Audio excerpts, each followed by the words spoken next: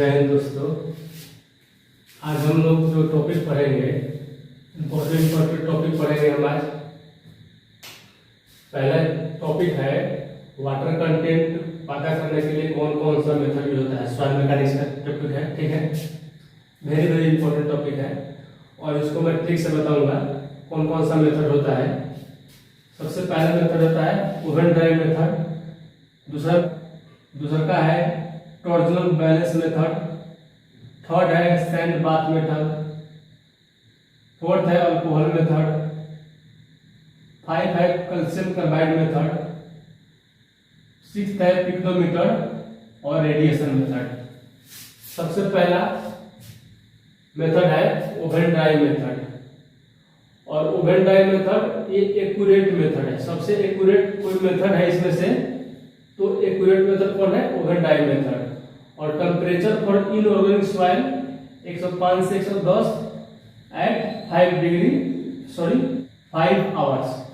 और temperature for organic soil के लिए 60 डिग्री पर 14 आवर्स। इस बार एसएससी जेई 2022 में ये क्वेश्चन पूछा था कि ओवन ड्राई मेथड में ऑर्गेनिक सॉइल के लिए कितने डिग्री सेल्सियस पर उसको गर्म करते हैं, ठीक है। तो 24 आवर्स, ओके।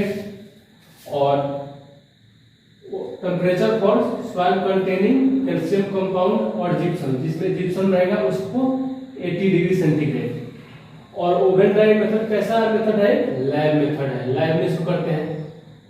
और ओवन ड्राई मेथड में एक और इसका मेरिट है, ऑल वाटर जैसे core water, absorb water, film water, hygroscopic water remove. Oven dry method हम लोग वाटर कंटेंट पता करते हैं और जब इसको गर्म करते हैं तो सारा जो इसमें जो पानी रहता है वो सब कुछ मतलब सब निकल जाता है एक्सेप्ट स्ट्रक्चरल वाटर के।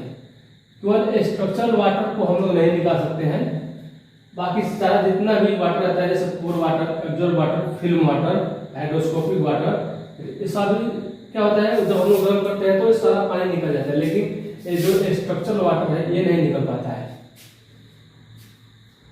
ये जो ट्रिक लिखे है, ओवन लाया, टॉर्च जलाया, सैंड डाला, अल्कोहल, कैल्शियम पिया, पीएस बनेगा पिकोमीटर और रेडियो सुना, ये सब मेथड है याद करने के लिए, ठीक है। और ये क्या है? वाटर कंटेंट पता करने के लिए है। ओवन लाया, टॉर्च जलाया, सैंड डाला, अल्कोहल, कैल्शियम पिया और पीएस बनेगा पिकोमीटर और रेडिएशन मेथड रेडियो सुना। ये ट्रिक मैं बनाया हूँ, ठीक है। अगर अच्छा लगे तो बताइएगा आप लोग कि ये कैसा ट्रिक है।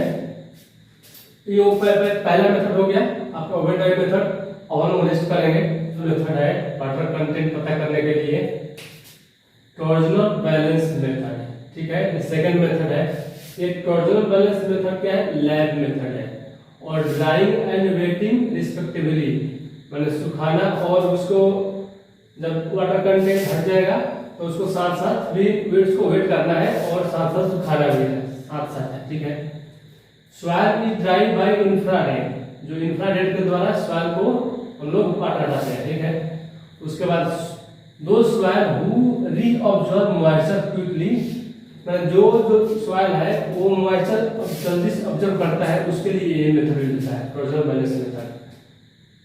इंपॉर्टेंट यही है कि इसमें ये इंपॉर्टेंट है कि किस मेथड में इंफ्रारेड यूज होता है, तो टॉर्जनल बैलेंस मेथड। थर्ड है sand bath method. Sand bath method ये क्या है? रैपिड फील्ड मेथड है, ठीक है। ये not suitable for organic soil, ये ऑर्गेनिक सॉइल के लिए सुटेबल नहीं है। इसमें temperature can not be control. Sand bath method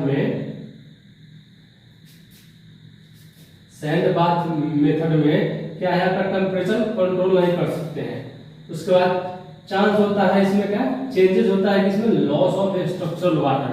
जो फर्स्ट मेथड था ओवन ड्राई मेथड में स्ट्रक्चरल वाटर को नहीं हटा सकते हैं, लेकिन इसमें क्या है स्ट्रक्चरल वाटर का जो पानी है, वाटर है, वो चेंज हो सकता है।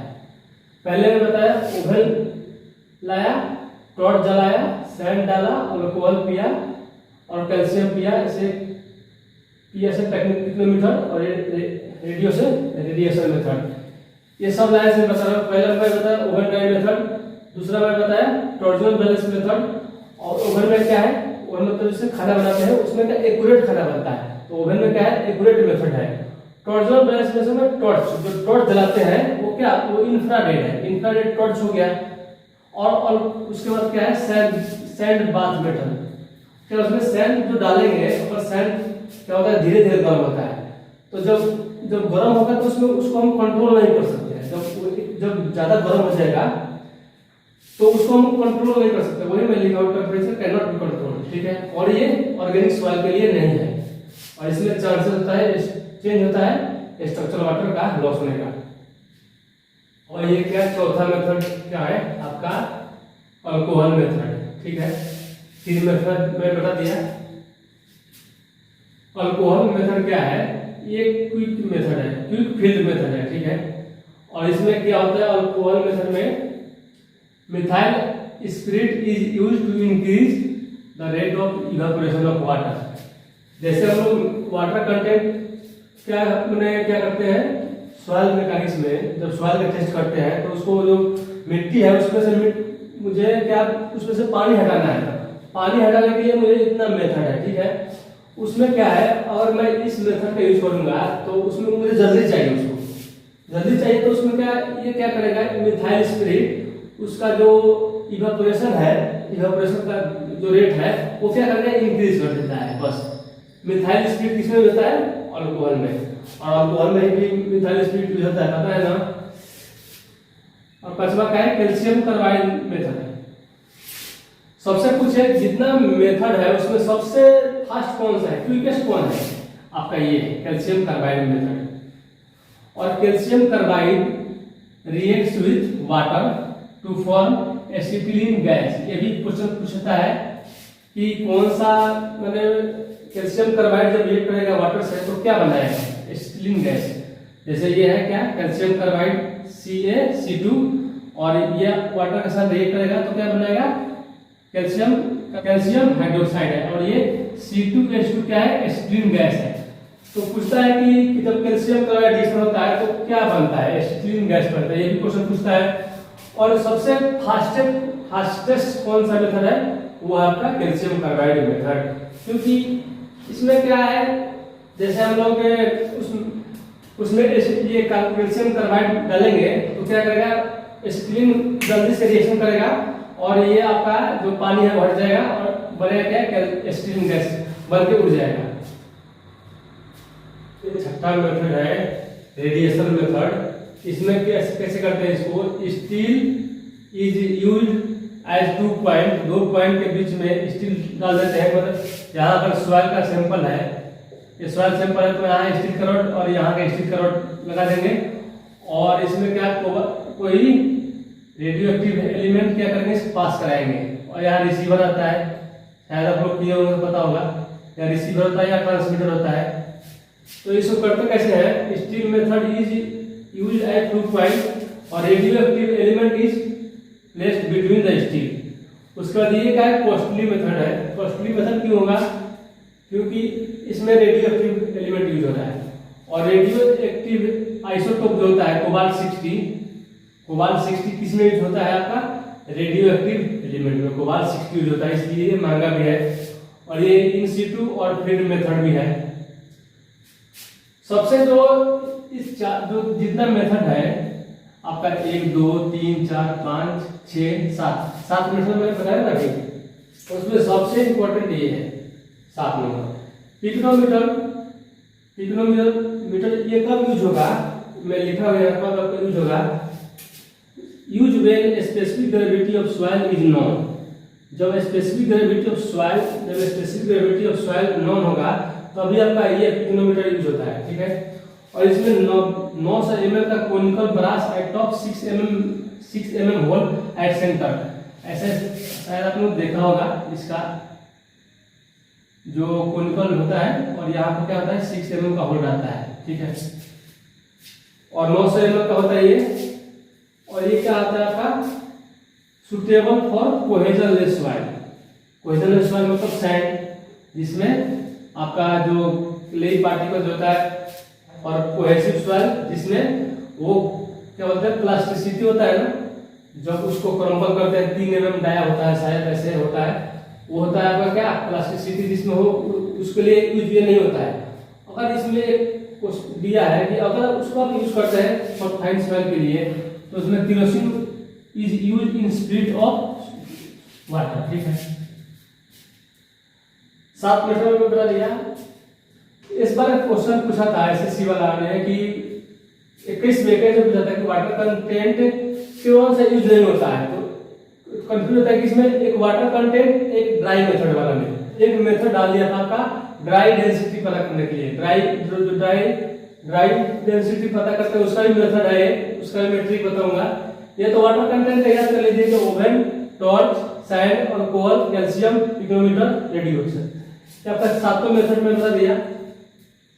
और मैं इसका ओवरव्यू लेता हूं। जैसे ओवन में क्या होता है, अच्छा खाना बनता है तो एक्यूरेट मेथड है। टॉर्च में क्या है, आपका जो टॉर्च जलाते हैं वो क्या है इंफ्रारेडिएशन है, इंफ्रारेड होता है। और सैंड मेथड में क्या है, आपका जो टेम्परेचर है उसमें आपका कंट्रोल नहीं होता है, क्योंकि सैंड क्या होता है धीरे धीरे गर्म होता है, तो उसको क्या टेम्परेचर आप कंट्रोल नहीं कर सकते। अल्कोहल और कैल्शियम। और ये पिकोमीटर में बता दिया, पिकोमीटर क्या यूज होगा जब आपका कोहेजन सॉइल के लिए यूज होता है, ये कोहेजन सॉइल के लिए होता है। और रेडिएशन मेथड लिखा हूं, रेडिएशन में क्या होता है पोलर यूज होता है। और क्या होता है पिकोमीटर जो है इसका फार्मूला है, पिकोमीटर का मैं फार्मूला लिखता हूं यहाँ पे।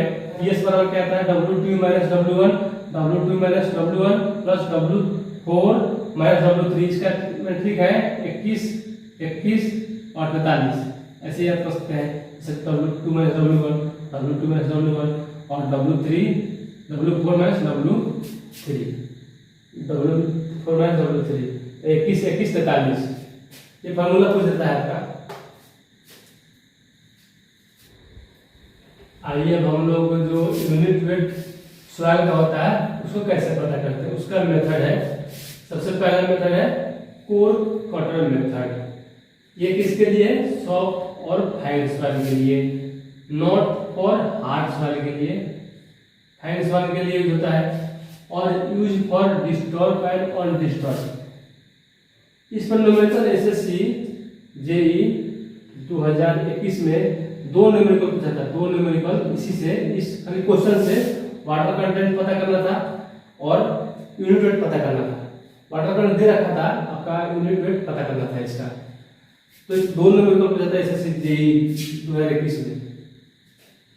तो कोर कटर मेथड सॉफ्ट के लिए, जैसे हम कोर कटर जो होता है, कटर जो हम यूज करते हैं कटर, उससे जो हम लोग पेंसिल से जो कटर यूज करते हैं ना, कटर होता है जो शार्पनर जिसको बोलते हैं, वो किसके लिए है, सॉफ्ट के लिए। जो उसमें से निकलता है वो क्या है, सॉफ्ट है। ऐसे याद कर लीजिए उसको कि जो कोर कटर मेथड है, जो कटर है वो क्या है, सॉफ्ट है, वो सॉफ्ट है, इसलिए उस सॉफ्ट के लिए होता है। जो मेथड है यूनिट वेट पता करने के लिए क्या है, water displacement method used for highly plastic soil. जो क्ले सॉइल होता है उसमें कौन सा यूज मेथड होगा आपका, वाटर डिस्प्लेसमेंट मेथड। और थर्ड क्या है, sand replacement method use for hard और ग्रेवल के लिए होता है, वाटर बैलून मेथड, ठीक है। और फिफ्थ रेडिएशन मेथड, ये क्विक एंड कन्वीनिएंट है, जल्दी से होता है ये मेथड। इस सॉइल मैकेनिक्स, तो सॉइल कैसे बनता है और सॉइल का टाइप कितना है, कौन कौन से सॉइल है, मैं बताऊंगा क्या होता है, ठीक है। सबसे पहला मैं बता रहा हूँ एलुवियल सॉइल। ये बनता कैसे है, डिपोजिट बाय रनिंग वाटर और रिवर, मतलब जो पानी बहता है तो उसके द्वारा एलुवियल सॉइल बनता है, ठीक है। इसका प्रॉपर्टी क्या है कि इसके पास लो डेंसिटी होता है और liable to liquefaction in earth prone area. जहां पर आपका एरिया जहां भूकंप आता है वहां ये एलुवियल सॉइल ज्यादा होता है। और दूसरा है क्या है, aeolian soil, deposit by air और विंड। एओलियन से याद कर लीजिएगा एयर, ठीक है, जो एयर के द्वारा बने वो एओलियन, और एलुवियल जो रनिंग वाटर से बनेगा।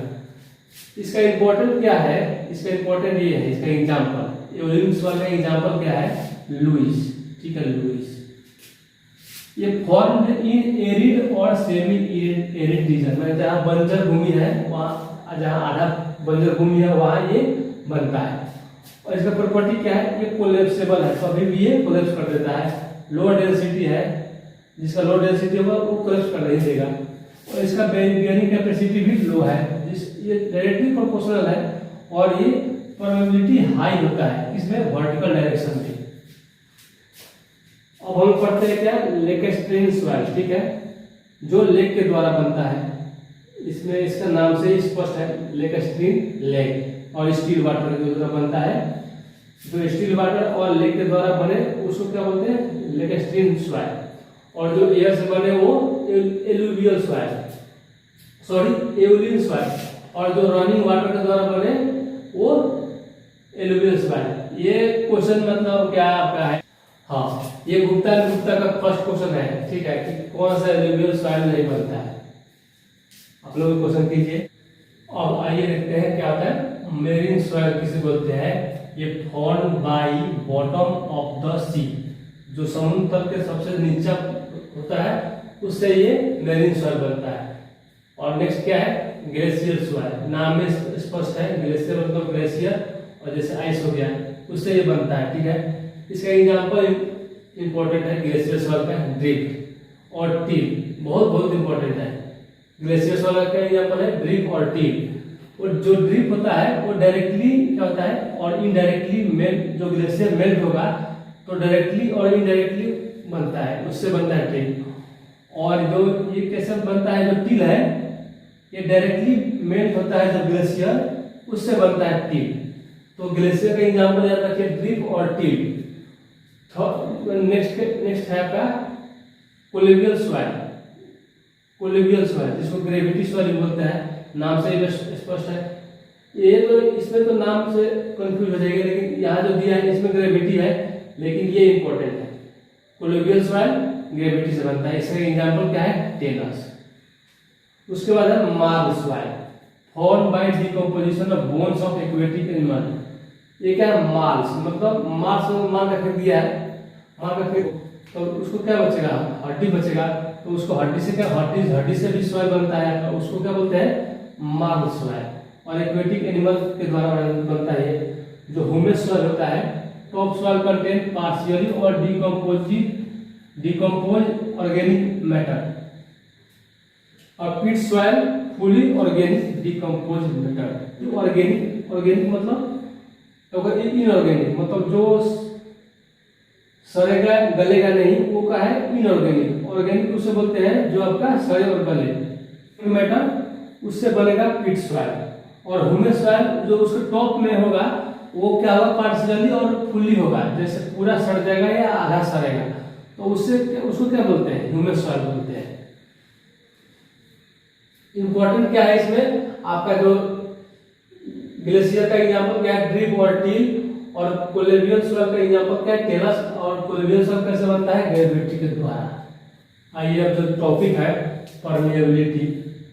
परमेबिलिटी क्या होता है, जैसे कि एक स्पंज ले लीजिए, ठीक है, और उससे पानी क्या कीजिए, उस पर रख दीजिए, तो कितना देर के बाद वो पेनिट्रेट करेगा, वही परमेबिलिटी होता है। और परमेबिलिटी जितना मैं बात लिखा हूँ इस पर, जितना बोर्ड पर मैं लिखा हूँ, ये सब क्या है, एक क्वेश्चन है।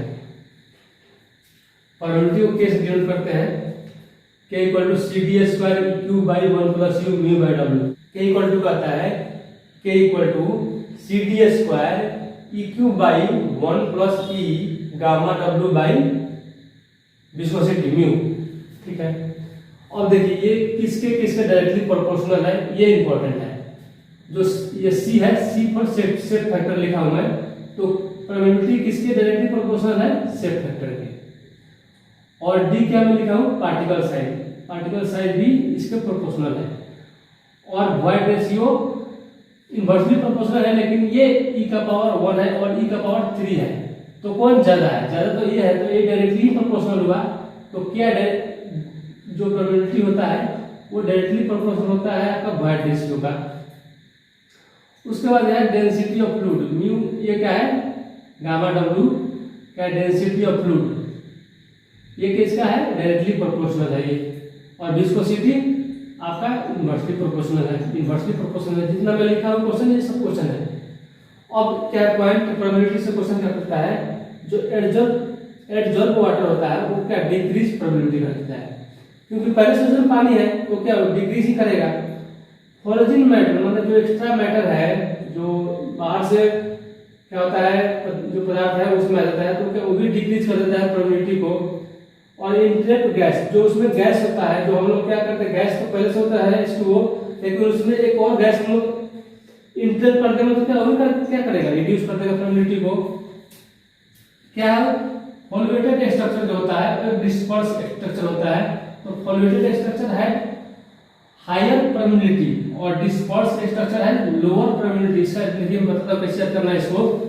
ये F ज्यादा है ना, D कम है, F 6 नंबर पाता है और D 4 नंबर पाता है, तो 6 ज्यादा है, तो ऐसे याद कर लीजिएगा, मतलब F ज्यादा फॉलोवेटेड मतलब हायर है और D कम है, इसका मतलब ये लो है। ऐसे अपने से कुछ कुछ बनाना चाहिए कि कैसे, क्योंकि सिविल में ये नाम है सिविल, ये सिविल बाबा है, ठीक है, बाबा है ये, मतलब इसमें इतना सारा मतलब बात है कि आप कंफ्यूज होता है, लेकिन आप थोड़ा थोड़ा सा करिए, थोड़ा अपने मन से ट्रिक, उसका ट्रिक बताइए, ट्रिक बनाइए कि उसको कैसे हमको याद करना है। जैसे अभी मैं क्या करता हूँ, जो याद देता है मैं उसको ट्रिक बनाता हूँ।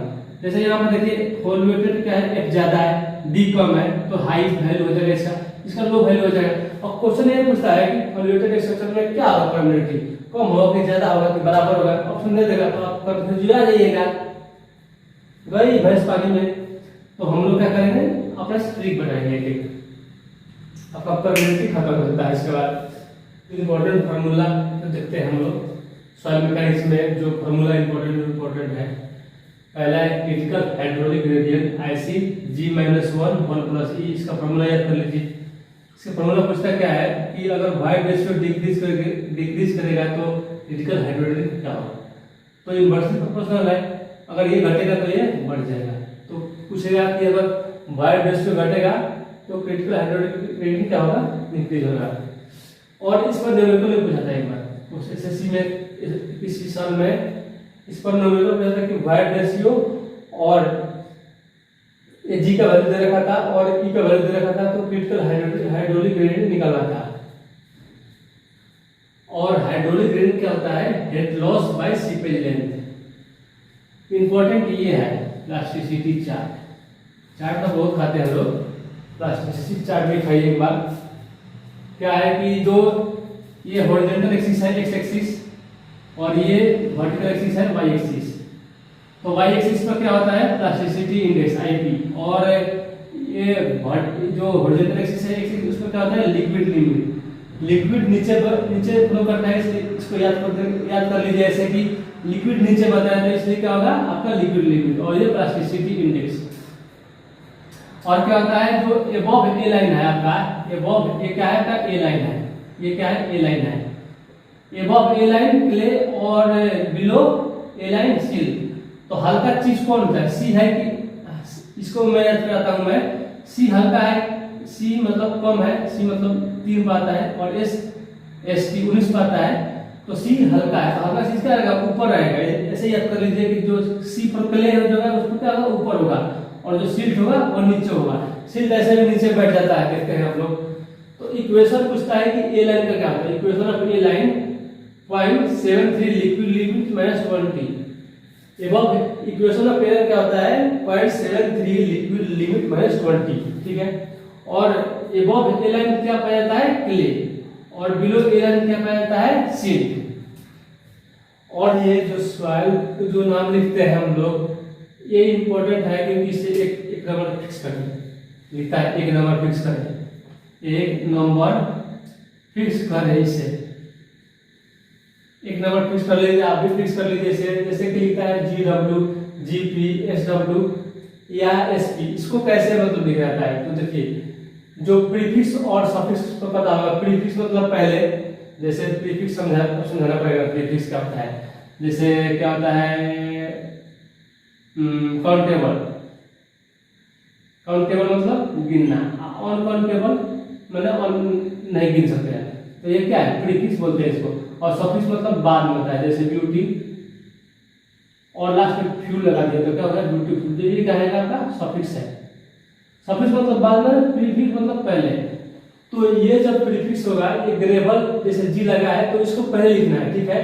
एस लिखा है तो पहले लिखना है, एम लिखा है तो पहले लिखना है, और सफिक्स जो ये जो वर्ड है ये बाद में लिखना है। जैसे जी और डब्ल्यू आ जाएगा तो कौन पहले लिखना है, जी लिखना है कि डब्ल्यू लिखना है। तो जब ये डब्ल्यू आएगा तो क्या लिखेंगे इसको, ये जैसे जी पी सी एम, ठीक है, तो इसको बाद में लिखना है। मैं बताता हूँ क्या करना है। इधर जी फॉर तो जी फॉर ग्रेवल, तो याद रखना G for gravel, S for sand, C for clay. इसमें आपको दिक्कत होता है। तो मैं मामा सीली, तो एम से बनेगा आपका मामा और एल से बनेगा सीली, मामा सीली, मामा सीली ऐसे याद कर लीजिए इसको।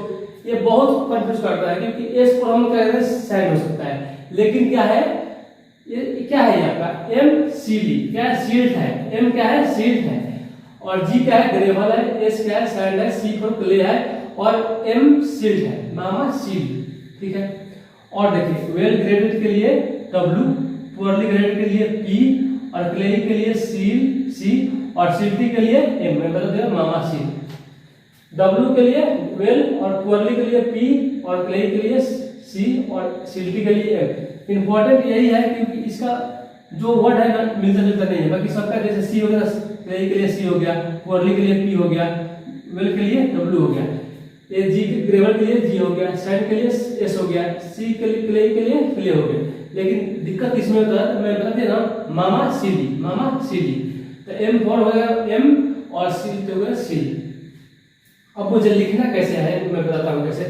जैसे जी और डब्ल्यू, क्या मैं इसको कैसे लिख सकता हूँ, क्या पहले जी आएगा कि पहले डब्ल्यू आएगा। तो देखिए डब्ल्यू क्या है आपका, क्या है सफिक्स है, मतलब बाद में आएगा। ये जो डब्ल्यू होगा ये क्या है बाद में आएगा। जैसे डब्ल्यू क्या बताया, डब्ल्यू पर क्या होता है well, well graded, well graded हो गया ये। और जो अब जो क्या होगा ग्रेवल होगा, जो ग्रेवल यहाँ लिखे हैं मैं ग्रेवल, तो ग्रेवल किसके लिए प्रीफिक्स, मतलब जो ये वर्ड है ना ये प्रीफिक्स मतलब पहले आएगा। मैं स्टार्टिंग में बताया हूँ कि जो ये सफिक्स होगा ये बाद में आएगा और प्रीफिक्स होगा पहले आएगा। ये तो पता है सबको, लेकिन लिखते कैसे हैं वो मैं बताता हूँ। जैसे जी डब्ल्यू लिखा है तो ये डब्ल्यू होगा ना वो ये पहले मैंने लिखा हूँ बाद में, लेकिन पढ़ूंगा पहले, उल्टा होता है, ठीक है। और जैसे निकट दृष्टि दोष और दूर दृष्टि दोष में क्या होता है, निकट दृष्टि दोष में उसको दूर करने दिएगा नाम, लेकिन उल्टा है।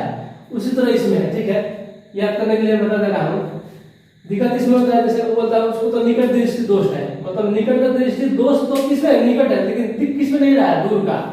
मैं बोलूंगा आपका दूर दृष्टि दोष है, तो दूर दृष्टि दोष तो किसमें है, दोष किसमें है आपका दूर में, लेकिन दिख कहाँ नहीं रहा है, नजदीक नहीं दिख रहा है, मतलब आपका निकट है, आपका चश्मा निकट कर दिया जाएगा।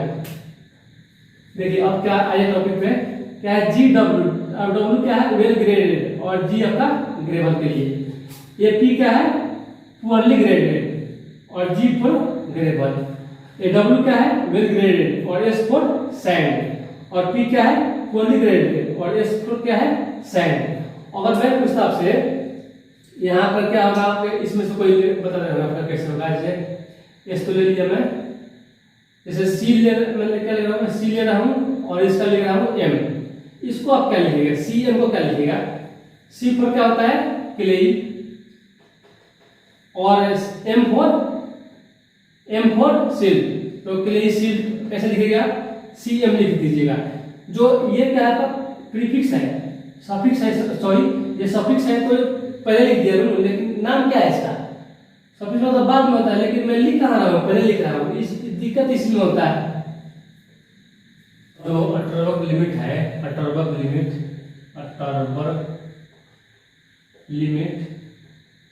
अटरबर्ग लिमिट ने बताया था कि सॉइल जो पानी इसमें डालना है, कब डालना है और कितना डालना है, तो अपना आप स्टेज चेंज कर, जैसे लिक्विड से प्लास्टिक, प्लास्टिक से सेमी प्लास्टिक, और एक ऐसा कंडीशन रहेगा जिसमें उसका कोई प्रभाव नहीं होगा मिट्टी में जब पानी डालेंगे तब, ठीक है। तो पहला मैं बताता हूँ लिक्विड लिमिट क्या होता है, ठीक है। ये है लिक्विड लिमिट, ये प्लास्टिक लिमिट, ये श्रिंकेज लिमिट। तो लिक्विड लिमिट का पूछता है, लिक्विड लिमिट किसके किसके बीच में होता है? लिक्विड लिमिट तब किसके बीच में? लिक्विड स्टेज और प्लास्टिक स्टेज के बीच में कौन सा है? Liquid limit. और प्लास्टिक लिमिट किसके बीच में है? प्लास्टिक स्टेज और सेमी प्लास्टिक स्टेज। और श्रिंकेज लिमिट किसके बीच में है? सॉलिड स्टेज और सेमी प्लास्टिक स्टेज के बीच में क्या है? Shrinkage limit. वाटर कंटेंट और वाइड रेशियो के बीच में ये W और E के बीच में आपका एक ग्राफ बनता है, ठीक है। ये भी पूछता है कि किसके किसके बीच में ये अल्ट्रावायलेट लिमिट ने ग्राफ बनाया है, तो वाटर कंटेंट और वाइड रेशियो के बीच में। ऐसे इधर से L से लेफ्ट से आपका liquid limit, plastic limit, shrinkage limit बढ़ते क्रम में है। L P S, L 12 होता है, P 16 होता है, S 19 होता है। तो क्या बढ़ते क्रम में जा रहे हैं, ठीक है। इधर से बढ़ते क्रम में जा रहे हैं 12 15। ऐसे याद किया कौन सा कौन होगा? लिक्विड लिमिट, प्लास्टिक, बहुत कंफ्यूज होता है, ठीक है। तो मैंने तो याद किया वैसे, जैसे liquid limit, plastic limit, shrinkage limit. Liquid limit तो याद रहेगा। अब ये दोनों में कंफ्यूज होगा, श्रिंकेज होगा प्लास्टिक होगा। तो एस ज्यादा है तो एस ज्यादा रखिए, बाद में और प्लास्टिक कम रखिए। ये देखिए याद करना है, कैसे भी याद करना है, मुझे तो कैसे भी याद करना है। और एसएससी जेईई इस बार, ठीक है। ये लिक्विड स्टेज है, ये प्लास्टिक स्टेज है, सेमी प्लास्टिक और सॉलिड स्टेज है। पहले आता है लिक्विड लिमिट। ये किसके किसके बाउंड्री के बीच में? ये पहले लिख देता हूं, बाउंड्री बिटवीन, नहीं लिखूंगा, बता दूं मैं। बाउंड्री किसके बीच में? लिक्विड स्टेज और प्लास्टिक स्टेज, ठीक है। और लिक्विड लिमिट किसके में पाया जाता है? कौन सी सॉइल में? तो क्ले सॉइल में, एक हो गया ये। और लिक्विड लिमिट कैसे पता करते हैं? कोन पेनिट्रेशन से, ठीक है। ये एपरेटस है जिससे मेजर करते हैं लिक्विड लिमिट। और लिक्विड लिमिट क्या आपका इंडिकेट करता है? Liquid limit indicates it's compressibility. इसका कंप्रेसिबिलिटी कितना वो कंप्रेस होगा उसका इंडिकेट करता है लिक्विड लिमिट। जो लिक्विड लिमिट पता करते हैं उसका डाया ऑफ सीव कितना होता है? 425 माइक्रोन। लिक्विड लिमिट में क्या कहता है? वाटर कंटेंट एट विच 25 क्लोज ग्रुप्स। जो ग्रुप्स हम लोग काटते हैं, जो ग्रुप्स ऐसे बीच से कटता है, अब उसको क्या होता है? उसको 25 टाइम्स क्लोज देना है। और कितना समय में वो ये एक जैसे मतलब कब ये मतलब ऐसे हो जा रहा है, ठीक है। एक के पास 25 बार उसको मैंने क्या बोलते हैं उसको 25 बार उसको ग्रोथ देना है। और ये जो गैप आता है उसको कितने 25 बार में ये मैंने एक के ऊपर एक आ जाता है, उसी को हम टेस्ट करते हैं लिक्विड लिमिट में। अब क्या होता है? जो लिक्विड प्लास्टिक लिमिट और लिक्विड लिमिट में एक रिलेशन है कि जब प्लास्टिक लिमिट लिक्विड लिमिट से ज्यादा हो जाए तो उसको क्या बोलेगा? उस वाल में जीरो वैल्यू आता है, उसका वैल्यू जीरो हो जाएगा अगर प्लास्टिक लिमिट लिक्विड लिमिट से ज्यादा हो जाए। और सुनिए, at liquid limit all soil possess same shear strength of a small magnitude. छोटा सा भी फोर्स लगाएंगे तो उस लिक्विड क्या हो जाएगा? सेम शियर स्ट्रेंथ उसमें लगेगा, ठीक है। और एक ये भी क्वेश्चन है, minimum water content eight which soil is still in liquid stage. मैंने जितना पानी उसमें डाले फिर भी वो क्या है? लिक्विड स्टेज में है। And just develop shear strength against flowing से जस्ट उसको मैंने क्या शियर स्ट्रेंथ होने के पहले वो कितना उसमें फोर्स लगा, ठीक है। तो मैं बता दिया कि लिक्विड लिमिट ये होता है। जितना मैं पॉइंट लिखा हूं सब क्वेश्चन है। अब आइए क्या प्लास्टिक लिमिट क्या होता है? लिक्विड लिमिट में बता दिया। और प्लास्टिक लिमिट क्या होता है? प्लास्टिक लिमिट का है soil is rolled into 3 mm thread. जब सॉइल को मतलब क्या उसको 3 mm थ्रेड बनाकर उसका प्लास्टिक चेक करेगा और 3 mm का टूट जाएगा, क्रम्बल हो जाएगा, तो उसका वो लिक्विड प्लास्टिक लिमिट दर्शाता है, ठीक है। Shear strength of soil in plastic stage. जब सॉइल प्लास्टिक स्टेज में होगा तो 100 times more than in liquid limit. जो shear strength of soil in liquid stage, जब मैंने क्या सॉइल प्लास्टिक स्टेज में रहेगा तो shear strength 100 times more than in liquid limit से। If consistency index of soil is 1, तब क्या होता है? आपका प्लास्टिक लिमिट होता है। अब क्या है श्रिंकेज लिमिट?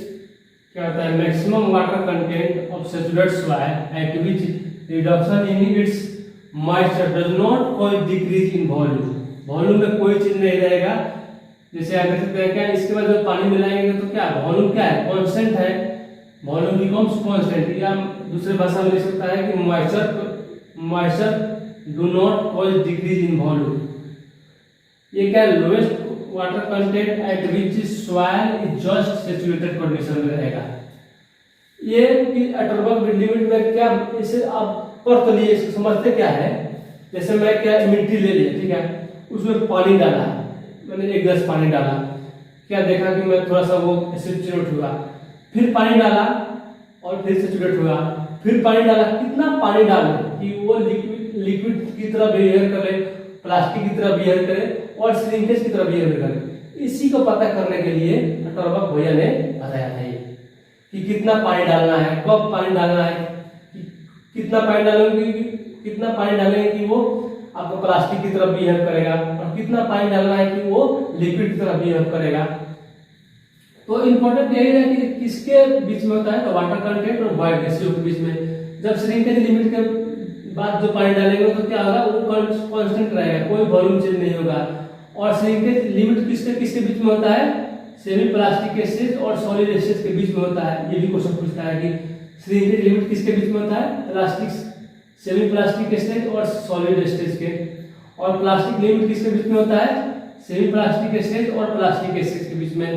और लिक्विड लिमिट किसके बीच में होता है, लिक्विड स्टेज और प्लास्टिक स्टेज के बीच में। इम्पोर्टेंट फॉर्मूला हम लोग देखते हैं, श्रिंकेज इंडेक्स क्या होता है, plastic limit minus shrinkage limit, वो श्रिंकेज इंडेक्स होता है, plastic limit minus shrinkage limit. और प्लास्टिसिटी इंडेक्स आईपी क्या होता है, liquid limit minus plastic limit. ये इंपॉर्टेंट है क्योंकि ये आगे यूज होता है। प्लास्टिक इंडेक्स क्या आता है, प्लास्टिक इंडेक्स चाहे plasticity index, liquid limit minus plastic limit. इसका वैल्यू कभी भी निगेटिव में आ सकता है।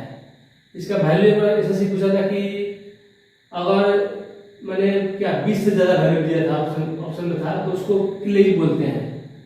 क्लेई को बोलेंगे, उसका वैल्यू दे रखा था ऑप्शन में, तो जो 20-17 से ज्यादा वैल्यू होगा वो कैंसर था। एसएससी 21 या 20 में पूछा था एसएससी ईयर में।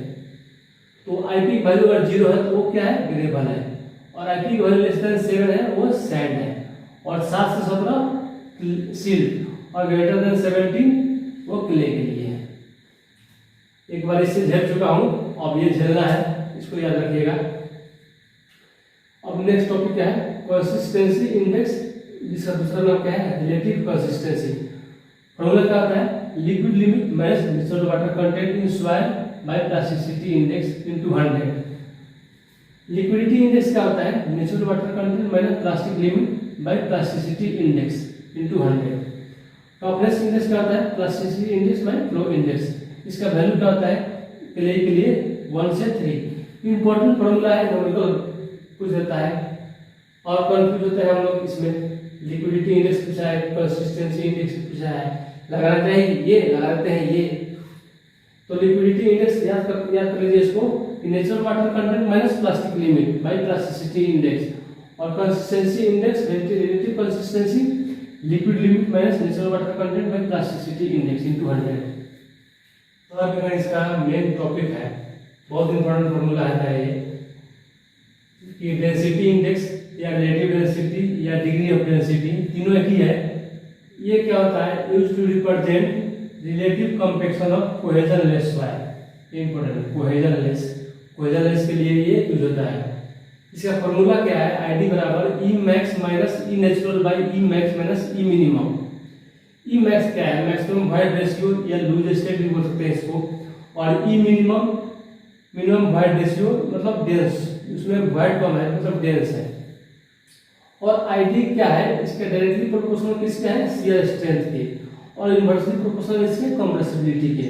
ठीक है, और देखिए इंपॉर्टेंट है ये, coefficient of uniformity D60 by D10। ये D10 है effective size of particle. D10 क्या इफेक्टिव साइज है। और कोएफिशिएंट ऑफ यूनिफॉर्मिटी CU क्या होता है, D60 by D10। Formula direct formula को देता है। तो CU का वैल्यू वेल ग्रेडेड ग्रेवल के लिए कितना होता है 4, और वेल ग्रेडेड सैंड के लिए 6, और ग्रेवल के लिए 4 और सैंड के लिए 6। अल्फाबेट रीजनिंग में पढ़ते हैं, एसएससी का स्टूडेंट है तो पता ही होगा आपको जी क्या है, कम है, और एस क्या है, ज्यादा है, तो एस का वैल्यू क्या होना, ज्यादा होना चाहिए, तो एस का वैल्यू 6, और जी का है कम है तो इसका वैल्यू 4, ऐसे याद कर लीजिए। और coefficient of curvature CC D30 का स्क्वायर D60 इंटू D10, ये आपका ये फॉर्मूला आपका जो है ना, ये आपका एनवायरनमेंट में पूछता है। ये कोफिशिएंट ऑफ कर्वेचर क्या है, determine shape of particle, particle का शेप कैसा है उसको पहचानने के लिए कोफिशिएंट ऑफ कर्वेचर यूज होता है। और वेल ग्रेडेड सैंड और ग्रेवल का वैल्यू कितना होता है, 1 से लेकर और 3 के बीच में होता है, किसका, सीसी का वैल्यू। और देखिए इसमें इंपॉर्टेंट क्या है, और दोनों को मिलाकर सॉल्व करेंगे तो क्या होगा, D30 by D10 equal to direct 2। इसका डेरिवेशन है मेरे पास, लंबा है, इसलिए मैंने डायरेक्ट फॉर्मूला याद कर लीजिए कि D30 और D10 का रिलेशन 2 होता है, ऐसे करते हैं D30 इक्वल टू कितना हो जाएगा 2D10,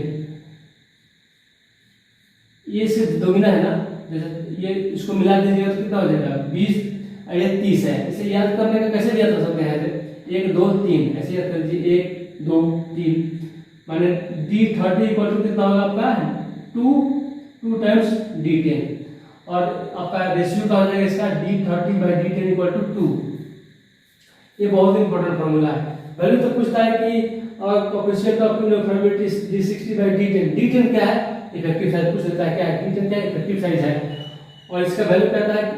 अच्छा मैंने अभी नेम कैसे नामकरण करना है बताया था ना, तो इसको तो आप खुद कमेंट में कीजिए कि इसका क्या होगा, कि वेल ग्रेडेड क्या है, वेल ग्रेडेड ग्रेवल के लिए क्या होगा, तो ग्रेवल क्या है आपका G, और वेल ग्रेडेड के लिए W, तो GW हो गया। उसी तरह वेल ग्रेडेड सैंड के लिए क्या होता है, सैंड के लिए S होता है, और सिल्ट के लिए क्या होता है M, मामा सिल्ट, तो हो गया आपका सैंड के लिए तो G। सॉइल मैकेनिक्स अगर ये नहीं पढ़े तो सॉइल मैकेनिक्स नहीं पढ़े, सॉइल मैकेनिक्स इसके बिना अधूरा है। वॉइड रेशियो इक्वल टू क्या होता है, जिसको ई से डिनोट करते हैं, वॉइड रेशियो के volume of voids bye volume of solid dV upon dS। क्या है देखिए इसका कॉन्सेप्ट बताता हूँ वॉइड रेशियो। जैसे कि क्या कीजिए आप, जैसे ये मतलब क्या है आपका सैंड का पार्टिकल है, ठीक है, ये सैंड का पार्टिकल है, ये क्या है सैंड का पार्टिकल है, और ये क्या है आपका ये कोबल्स मान लीजिए या एग्रीगेट मान लीजिए, ये क्या है एग्रीगेट है। तो देखिए व्हाइट किसमें ज्यादा है, इसमें ज्यादा है, किसमें ज्यादा है, जाहिर सी बात है किसमें ज्यादा दिख रहा है व्हाइट आपको, इसमें क्या है कम है, व्हाइट बहुत कम है। तो व्हाइट रेशियो ये होता है कि कितना वॉल्यूम में, कितना उसमें इस सॉलिड में कितना व्हाइट है, और पोरोसिटी बताता है कि इसमें व्हाइट में टोटल वॉल्यूम में कितना व्हाइट है, क्या B C G, और हम लोग SSC है SSC, ठीक है, B for golden, C for cobble, G for gravel. अब देखिए दो आता है ना सैंड और सिल्ट, तो पहले क्या आएगा सैंड SAND और SILT। डिक्शनरी में समझने के लिए आता है ना कि कौन पहले डिसेंडिंग मतलब क्या इंक्रीजिंग ऑर्डर में सजाइए, कि डिक्शनरी में कैसे आएगा, तो हम लोग को डिक्शनरी में क्या है पहले A आएगा बाद में I आएगा, तो पहले A रख दिया। कैसे याद करना है, मुझे याद करना है बस। और C फॉर क्ले, और क्ले से भी छोटा पार्टिकल कौन होता है आपका ये कोलोइडल पार्टिकल।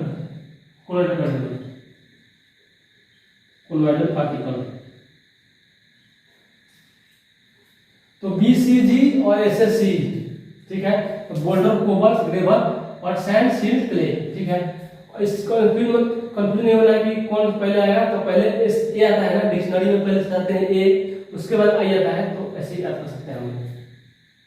तो BCG SSC और गोल्डबर्ग, तो इस यहाँ से जैसे जाएंगे ऊपर ना, तो इसमें ज्यादा वॉइड है, इसमें ज्यादा वॉइड है क्योंकि पार्टिकल छोटा है और एक पार्टिकल बड़ा है, तो इसमें वॉइड कम है। तो सजाने के लिए आ जाएगा, तो एक बार ये क्वेश्चन पूछ दिया था कि सबसे वाइड किस में होगा कोलोइडल पार्टिकल्स में। उसके बाद क्ले, उसके बाद सिल्ट, उसके बाद सैंड, उसके बाद ग्रेवल, उसके बाद कोबल्स, उसके बाद बोल्डर। तो क्या वाइड रेशियो क्या होता है? Volume of wide bye volume of solid Vb upon Vs। Porosity, porosity क्या होता है? Volume of wide bye total volume of solid that's why Vb upon V। ये जो ये है ना टोटल वॉल्यूम होगा आपका। इसमें रिलेशन है, इसमें कंफ्यूज एक बार हम भी हो गए थे, ठीक है, और गलती मुझसे भी हुआ था कि यहाँ प्लस होगा कि यहाँ माइनस होगा, ठीक है। इसका मैं बताता हूँ एक जबरदस्त ट्रिक ट्रिक ट्रिक ट्रिक जबरदस्त ट्रिक बताता हूँ। क्या है ये ईटा है ना वाइड रेशियो, ये क्या है? पोरोसिटी ईटा n मान लीजिए, पोरोसिटी क्या है? n और वाइड रेशियो E। अब देखिए मुझे ये n निकालना है। n क्या है? ज्यादा है और E क्या है? कम है। तो याद रखना है किसमें प्लस है किसमें माइनस आएगा। तो n ज्यादा है तो प्लस आएगा और E कम है तो माइनस आएगा। E इक्वल टू, अब जो वैल्यू आएगा वो ये n बाई n आएगा और n निकालना होगा तो E बाई E आएगा और प्लस माइनस का झंझट रहेगा तो क्या बोलेंगे? अगर n क्या ज्यादा है तो प्लस और E कम है तो माइनस, कंफ्यूज दूर। तो पोरोसिटी का है volume of voids by total volume of solid. आई आ जा। देखिए क्या डिग्री ऑफ सैचुरेशन क्या होता है? Volume of water by volume of water VW by VB। Air content क्या होता है? Volume of air by volume of voids VA upon VB। और क्या करेंगे? VA डेंसिटी या बल्क यूनिट वेट क्या होता है? Unit of solid, weight of solid by volume. और इसको तो आप क्या कीजिए? यादें बस याद आते हैं, इसको याद आते रहे। सहवाग SEWG क्या है? डिग्री ऑफ सैचुरेशन S है, E क्या है? वाइड रेशियो है, W क्या है? वाटर कंटेंट, G क्या है? क्या आपका स्पेसिफिक ग्रेविटी G। मैं बता रहा हूँ कैसे आता है ये फॉर्मूला। मान लीजिए कंटेनर है, कंटेनर में सबसे नीचे कितना हो जाएगा? VB minus VW equal to VB। VA इधर है ही ये, V इक्वल टू कितना हो जाएगा? VB minus VW। यही तो मैं लिखा हूँ यहाँ पे, VA इक्वल टू कितना होगा। अब क्या किया? BA बाई BA लिख दिए, BA बाई BA, अब माइनस VW बाई VB लिख दिया।